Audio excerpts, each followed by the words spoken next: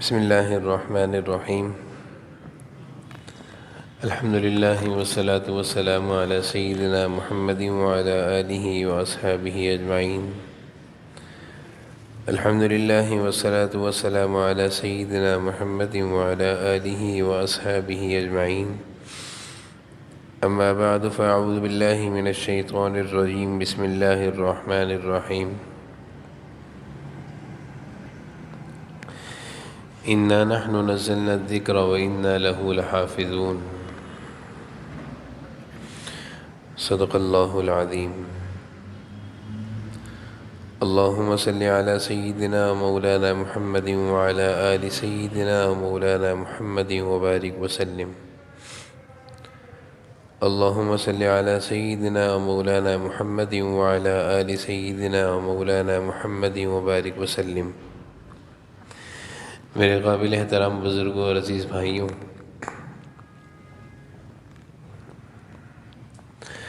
اللہ تعالیٰ نے قرآن کریم میں صرف قرآن کی حفاظت کا وعدہ فرمایا ہے۔ اس سے پہلے کی جتنی بھی آسمانی کتابیں ہیں، ان آسمانی کتابوں کی حفاظت کی ذمہ داری ان کو ماننے والے کے حوالے کی گئی ہے۔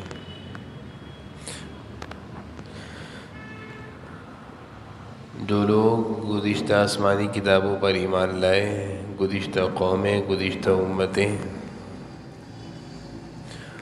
انہی کی ذمہ داری لگائی گئی کہ اپنی آسمانی کتابوں کی حفاظتیں خود کرو۔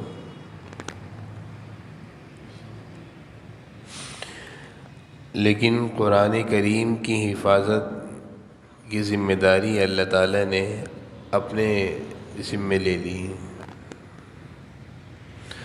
اور فرمایا کہ انا نحن نزلنا الذکر وانا لہ لحافظون۔ ہم نے ہی اس کو اتارا ہے، ہم نے ہی اس کو نازل کیا ہے اور ہم ہی اس کی حفاظت کرنا جانتے ہیں۔ یہی وجہ ہے کہ تقریباً تمام آسمانی کتابوں میں بے شمار تبدیلیاں ہو چکی ہیں۔ کئی نسخے ان کے ماننے والوں کے پاس ملتے ہیں اور وہ سب اس بات کا اقرار کرتے ہیں کہ ہر نسخے میں کوئی الگ بات ہے، لیکن ایک قرآن کریم ہے آسمانی کتاب کہ جس میں کسی بھی طرح کی ذرا سی بھی تبدیلی کہیں بھی نہیں ملتی۔ انا نحن نزلنا الذکر وانا لہ لحافظون۔ ہم ہی نے اس کو نازل کیا ہے، ہم ہی اس کی حفاظت کریں گے۔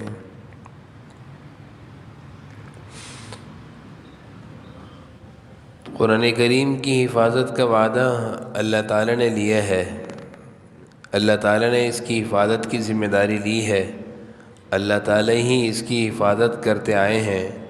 ہر دور میں بہت سارے اس طرح کے لوگ اٹھے ہیں جنہوں نے کوششیں کی ہیں کہ قرآن کریم میں کوئی تبدیلی کر دی جائے، کوئی رد و بدل کر دیا جائے، لیکن کسی بھی طرح وہ کامیاب نہ ہو سکے۔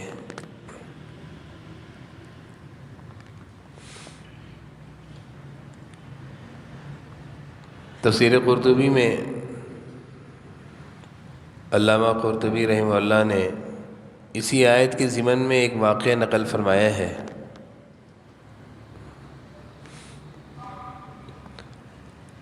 خلیفہ مامون اپنے دور خلافت میں اس کا معمول تھا کہ علمی مباحث، علمی مجلسیں ان کا انعقاد کیا کرتا تھا۔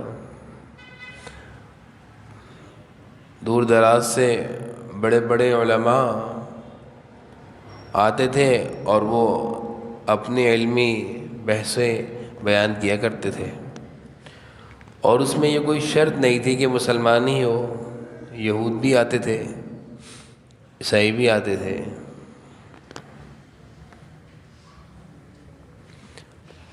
تو خلیفہ مامون نے دیکھا کہ اس کی مجلس میں علماء کے ساتھ ساتھ ایک بہت ہی زیادہ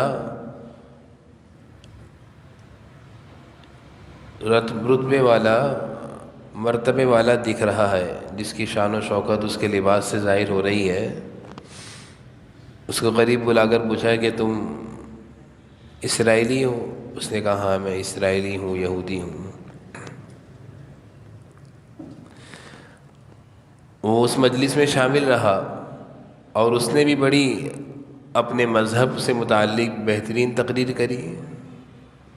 جہاں اور لوگ علمی تقریریں کر رہے تھے، وہاں یہ اسرائیلی یہودی نے بھی علمی تقریر کری، اپنے مذہب کا صاحب علم تھا۔ جب وہ مجلس ختم ہوئی تو خلیفہ مامون نے اس کو بلایا اور کہا کہ تم صاحب علم ہو، اپنی کتاب کو جاننے والے ہو، اسلام کی حقانیت کا تو تمہیں پتہ ہوگا، تمہیں میں اسلام کی دعوت دیتا ہوں، اسلام قبول کر لو، مسلمان ہو جاؤ۔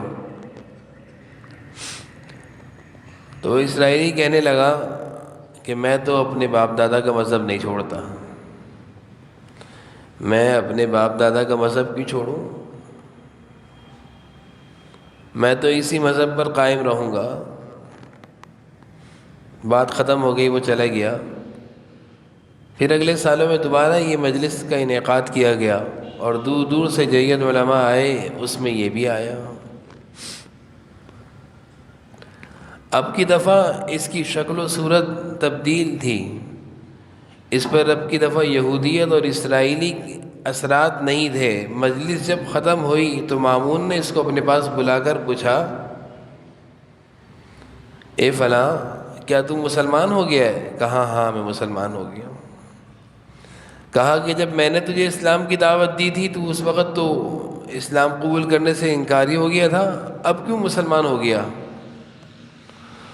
تو وہ اپنے اسلام لانے کا واقعہ بیان کر رہا ہے کہ میں ایک خطاط ہوں، میں بہترین کتابت کرنا جانتا ہوں، میرا یہ فن ہے۔ اور وہ زمانہ بھی ہاتھ کی کتابت کا تھا، کتابت اور خطاط لوگوں کا اس زمانے میں بڑی اہمیت تھی، قدر تھی۔ کہا کہ میں نے یہاں سے اس مجلس کے جانے کے بعد میں نے 3 نسخے مختلف تورات کے لکھے تبدیلیوں کے ساتھ، تینوں نسخوں میں نے تھوڑی تھوڑی تبدیلی کر دی، اور 3 زبور کے لکھے، انجیل کے لکھے تبدیلیوں کے ساتھ، تینوں میں تبدیلیاں کر دیں، اور 3 نسخے میں نے قرآن کریم کے لکھے۔ میں یہ 3 نسخے یہودیوں کے بڑے عالم کے پاس لے کر گیا، تورات کے 3 نسخے ان کو دیے، انہوں نے مجھے بڑی دیکھے اور بڑے انعامات سے نوازا۔ وہ نسخوں میں تبدیلی کو نہ پکڑ سکے۔ تورات جو آسمانی کتاب تھی اس میں نے تبدیلی کری، اس تبدیلی کو نہیں پکڑ سکے بلکہ مجھے انعام دیا۔ میں نے اسی طرح انجیل اور زبور عیسائیوں کے پاس گیا، ان کی کتاب ان کو پیش کری، الگ الگ نسخے، الگ الگ ان کے علماء کو، انہوں نے مجھے شاباشی دی، انعامات سے نوازا، حوصلہ افزائی کری۔ وہ اپنی کتاب کی تبدیلی اور نسخے کی غلطی کو نہ پکڑ سکے۔ کہنے لگے پھر میں قرآن کریم کے 3 نسخے لے کر مسلمانوں کے علماء کے پاس گیا۔ جب میں نے یہ نسخے ان کو پیش کیے تو انہوں نے اس کو دیکھنا شروع کرے،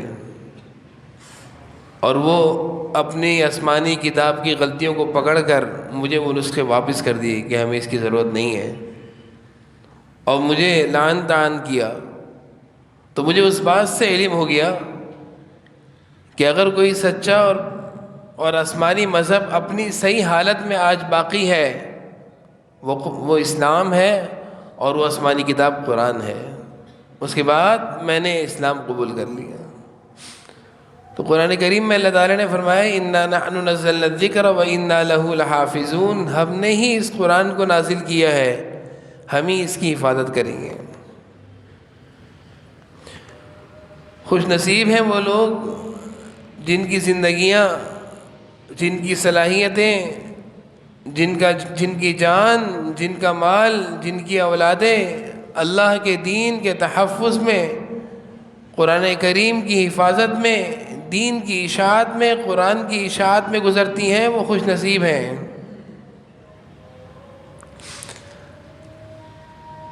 وہ خوش نصیب ہیں کہ ان کا مال، ان کی اولادیں اللہ کے دین کی اشاعت میں، قرآن کریم کی حفاظت میں لگ رہی ہیں۔ حضرت ابو ہریرہ رضی اللہ تعالی عنہ مدینہ کے بازار میں تشریف لے گئے اور بازار میں لوگوں کاروبار کرتے ہوئے لوگوں کو کہا کہ لوگوں جلدی جاؤ، مسجد نبوی میں حضور صلی اللہ علیہ وسلم کی میراث تقسیم ہو رہی ہے۔ لوگ یہ سمجھے کہ واقعی میراث میں کوئی مال تقسیم ہو رہا ہوگا، تو اپنا کام اور کاروبار چھوڑا اور اس امید پر دوڑ لگائی کہ حضور کے مال میں سے کچھ مل جائے گا۔ حضرت ابو ہریرہ وہیں کھڑے رہے بازار میں، یہ سارے لوگ اپنی دکان، کام، کاروبار کو چھوڑ کر مسجد نبوی بھاگے، اور ان کو وہاں نظر نہیں آیا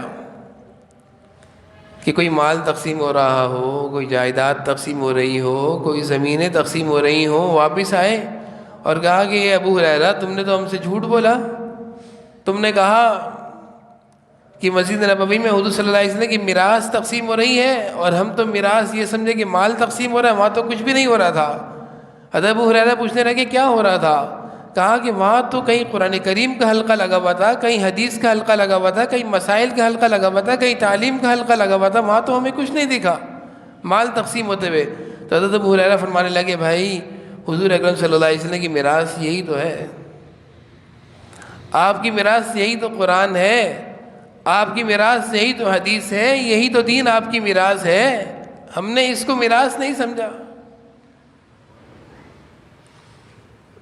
افسوس ہے کہ باپ کی میراث تقسیم ہو رہی ہو تو اس کے پیچھے لڑتے بھی ہیں، جھگڑتے بھی ہیں، کوشش بھی ہوتی ہے کہ زیادہ حصہ میرے پاس آ جائے۔ دنیا میں اگر والدین کی میراث تقسیم ہو تو اس کے پیچھے لڑا بھی جاتا ہے، عدالتوں کے چکر بھی لگائے جاتے ہیں، کوشش یہ ہوتی ہے کہ کسی طرح زیادہ حصہ میرے پاس آ جائے، دوسرے کا حق مرتا ہے مرے، مجھے زیادہ مل جائے، کیونکہ اس میراث کی قدر ہے۔ جائیداد اور مال کی قدر ہے، اس کے لیے کوششیں ہوتی ہیں۔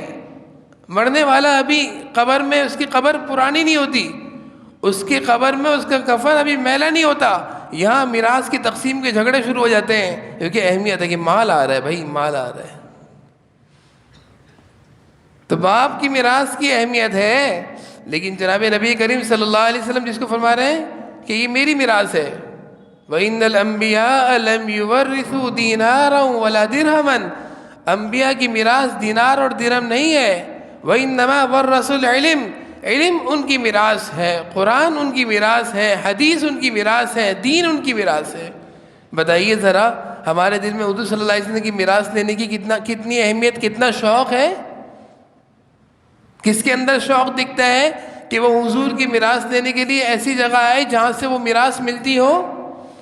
دنیا کی میراث کی اہمیت ہے، ہم بھاگتے ہیں، دوڑتے ہیں، حضور کی میراث کی کتنی اہمیت ہے؟ بات وہی ہے کہ عظمت اور قدر کی کمی ہے، عظمت اور قدر کی کمی ہے۔ جب ہمارے دماغ اور دل کے پیمانے درست ہو جائیں گے، اور اب تک تو ہمیں صحیح چیز غلط نظر آ رہی ہے، جب ہمیں صحیح چیز صحیح نظر آئے گی پھر پتہ چلے گا کہ اصل چیز کیا تھی اور کس کے پیچھے ہم نے دوڑ لگائی، کیا تھا جس میں ہمارے لیے کامیابی تھی اور کیا تھا جس میں ہمارے لیے نقصان تھا۔ ہم کہاں دوڑتے رہے، ہم کہاں بھاگتے رہے، کہاں لگے رہے، کہاں اپنی زندگیوں کو لگا دیا۔ تو قرآن کریم میں اللہ تعالیٰ قرآن کی حفاظت کا وعدہ فرما رہے ہیں، ذمہ داری لے رہے ہیں۔ خوش نصیب ہیں وہ سعادت مند مسلمان جن کی زندگیاں بھی اس کام میں لگ جائیں جو کام اللہ کر رہے ہیں۔ احادیث میں جناب نبی کریم صلی اللہ علیہ وسلم ارشاد فرماتے ہیں کہ ایک آیت کا سیکھنا، ایک مسئلے کا سیکھنا، ایک دین کی بات کا سیکھنا 1000 رکعت پڑھنے سے افضل ہے۔ آپ اہمیت دلا رہے اپنی امت کو کہ دیکھو میری میراث لیو، کام آئے گی۔ 1000 رکعت نفل پڑھنے سے افضل ہے ایک دین کی بات سیکھ لو، ایک مسئلہ سیکھ لو، ایک قرآن کی آیت سیکھ لو، 1000 رکعت پڑھنے سے افضل ہے۔ پھر آپ فرما رہے ہیں جو اس کام کے لیے گھر سے نکلتا ہے، سمندر کی مچھلیاں اس کے لیے استغفار کر رہی ہیں، فرشتے رحمت کے پر بچھا رہے ہیں، اس کا استقبال ہو رہا ہے۔ جذبہ کیا ہے کہ یہ دین سیکھنے جا رہا ہے۔ اور یہ کوئی ضروری تھوڑی ہے کہ آپ پورا دین سیکھنے میں لگائیں، اپنا کم از کم کاروبار اور اپنے کاروباری مسائل تو دین سے ملا لیں۔ ایسا تو نہیں ہے ہم کوئی ناجائز کام کر رہے ہوں، اپنے بچوں کو حرام کھلا رہے ہوں، جو کام اور کاروبار کر رہے ہیں کم از کم اس کی تو تصحیح کر لیں۔ علماء سے پوچھتے لیں کہ میں یہ کام کاروبار کرتا ہوں، صحیح ہے؟ کسی کے ساتھ کام کاروبار میں پیسہ لگایا، اس کو نقصان ہوا، اس کا پورا مال اٹھا کر گھر میں لا کے رکھ لیا، یہ جائز ہے؟ اپنا حصہ نکالنے کے لیے نقصان میں تو برابر کی شریک ہونا چاہیے تھا۔ تو یہ تو ایک مثال ہے، اس طرح کی بہت ساری مثالیں ہیں۔ تو حضور صلی اللہ علیہ وسلم کی میراث میں سے کم از کم اتنا حصہ تو لے لیں جو ہماری ضرورت ہے، اہم ضرورت ہے، جس کے بغیر ہم ایسا نہ ہو کہ اپنے بچوں کو، اپنی اولادوں کو حرام کھلا رہے ہوں۔ کہنے کو ہم محنت بھی کر رہے ہیں، پسینہ بھی لگا رہے ہیں اور اپنی جسم کی توانائیاں بھی لگا رہے ہیں، لیکن آمدنی حلال کی نہیں حرام کی آ رہی ہے۔ بڑا یہ لمحہ فکریہ ہے، سوچنے کی بات ہے، غور کی بات ہے۔ ایسا نہ ہو کہ ہماری ذرا سی غلطی کی وجہ سے ہم نے جو دین کے ساتھ بے رخی اختیار کی ہے، اس کی وجہ سے ہم بہت بڑے نقصان میں نہ جا گریں۔ فکر کرنی چاہیے، اپنے معاملات کے بارے میں مشورہ کرتے رہنا چاہیے۔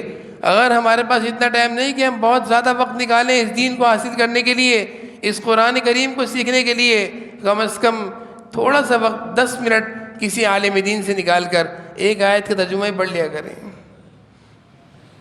ایک دینی مسئلہ ہی سیکھ لیا کریں، ایک اپنے کاروبار کے مسائل میں سے کوئی مسئلہ پوچھ لیا کریں۔ اپنے گھریلو زندگی میں اگر ناچاقیاں چل رہی ہیں، ایسے الفاظ کوئی زبان سے خدا نہ کرے نکل گیا، پوچھ لیا کریں میں یہی بول چکا ہوں اپنی بیوی کو، تاکہ ایسا نہ ہو کہ ہم کوئی غلط اور نقصان کی طرف جا رہے ہوں۔ تو میں نے قرآن کریم کی ایک آیت سے اپنی بات شروع کری تھی، جس آیت میں اللہ تعالیٰ فرما رہے ہیں کہ اس قرآن کریم کو نازل بھی ہم نے کیا ہے، اس کی حفاظت کی ذمہ داری بھی ہم لیتے ہیں، ہم ہی اس کی حفاظت کریں گے۔ تو میں یہ عرض کر رہا تھا کہ خوش نصیب ہیں وہ مسلمان جن کی زندگیاں، جن کی جانیں اور جن کا مال، جن کی صلاحیتیں اور جن کی اولادیں بھی اللہ تعالیٰ کے اس کام میں شامل ہو جائیں، اللہ تعالیٰ کے اس کام میں وہ بھی اپنا حصہ ڈال دیں گے۔ اللہ جو کام آپ نے اپنے ذمے لیا ہے، ہمیں بھی اس میں سے تھوڑا سا کام ہمارے ذمے لگا دیں، ہم بھی وہی کام کرنا چاہتے ہیں جو آپ کرتے ہیں۔ اللہ تعالیٰ ہم سب کو جو کچھ کہا سنا اس پر عمل کی توفیق نصیب فرمائے۔ وآخر دعوانا الحمدللہ۔